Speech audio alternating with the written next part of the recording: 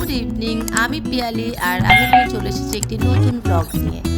আজকে অরিত্রা অফিস থেকে এসে বললো চলো লং ড্রাইভে বেরোই। কোথায় যাব কিছু জানি না, একদম অর্ডিনারি জামা পরে তিনজনে বেরিয়ে পড়েছি। তারপর কিছুটা পথ যাওয়ার পর মনে হলো যে ব্যারিন বে বিচ যে ওয়াকওয়েটা আছে ওখানে যাওয়া যাক। তার জন্য আমাদের গুগল ম্যাপে শরণাপন্ন হতে হয়েছিল। এই গুগল ম্যাপ কিন্তু মাঝে মাঝে ভীষণ ভুলভাল লোকেশন দেখায়। দেখো আমাদের কোথায় নিয়ে চলে আসলাম তো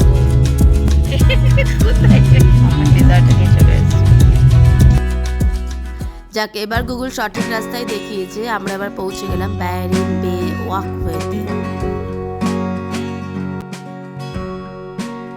এই ওয়াকওয়েটা কিন্তু ভীষণ সুন্দর, একদম সমুদ্রের তীরে, খুব সুন্দর। চলো তোমাদের দেখাই পুরো জায়গাটা।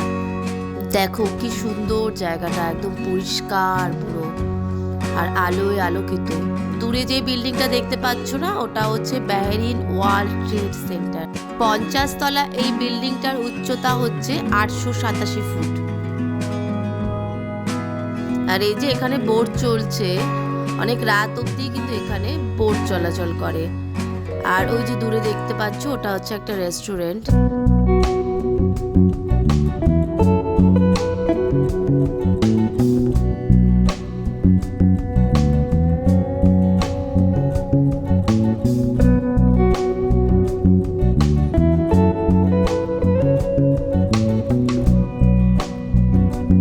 এই হচ্ছে সেই রেস্টুরেন্ট, আর এই যে এর পাশ থেকে হচ্ছে বোটে ওঠার জায়গা।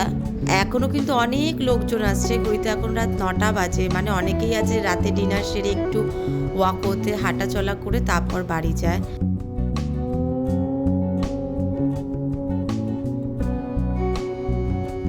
আর এই যে বোটগুলো এখান থেকে পাস করছে।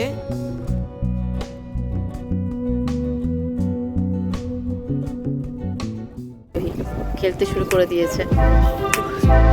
হ্যালো হ্যালো,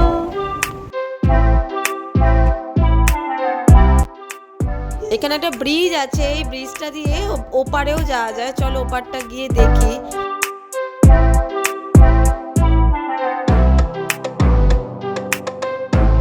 সবাই এখানে ফটো তুলতে ব্যস্ত। এখানটার ভিউটা এত সুন্দর, আর বাড়ির কাছাকাছি এত সুন্দর একটা জায়গা আছে সেটা জানতাম না। বলে না নতুন দেশে এক্সপ্লোর করতে হয়, নতুন জায়গা এক্সপ্লোর করতে হয়। তাই হঠাৎ ঠিক হলো রাত্রেবেলা বেরিয়ে যাই।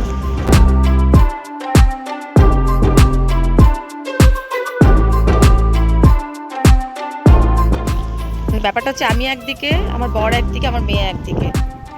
অরিত্র দিকে ফটোগ্রাফি করতে ব্যস্ত, আর আমার মেয়ে একা একাই দৌড়ে দৌড়ে কোথায় কোথায় চলে যাচ্ছে, ওর পেছন পেছন ঘুরছি। মানে ব্লগও ভিডিও বানাচ্ছি আর আরোহীর পেছন পেছনে ঘুরছি। এই যে এবার আরোহী ওর পাপাকে ডেকে আনছে, কারণ রাত হয়ে গেছে, এবার বাড়ি যেতে হবে।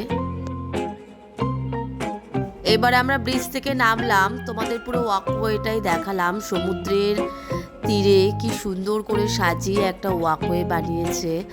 যারা আমাদের মতো নতুন এসেছো ব্যারিনে, তাদের আমি অবশ্যই রেকমেন্ড করব যে এখানটা তোমরা মাঝে মধ্যেই আসতে পারো। জায়গাটা খুব সুন্দর, আর বাচ্চারাও খুব মজা পাবে, কারণ অনেকটা খোলামেলা জায়গা, আর বোট রাইডিং এরও ব্যবস্থা আছে। এবার আমরা বাড়ির উদ্দেশ্যে রওনা দিলাম। ঘড়িতে এখন রাত 9:30 বাজে। আরোহী ওদিকে আমার জন্য ওয়েট করছে। আচ্ছা, তোমাদের বলে রাখি যে আমার নেক্সট ব্লগে কিন্তু তোমাদের আবার কাম্বোডিয়া নিয়ে যাব। পরের ব্লগে থাকছে হচ্ছে অ্যাঙ্কর ওয়াট টেম্পলকে নিয়ে।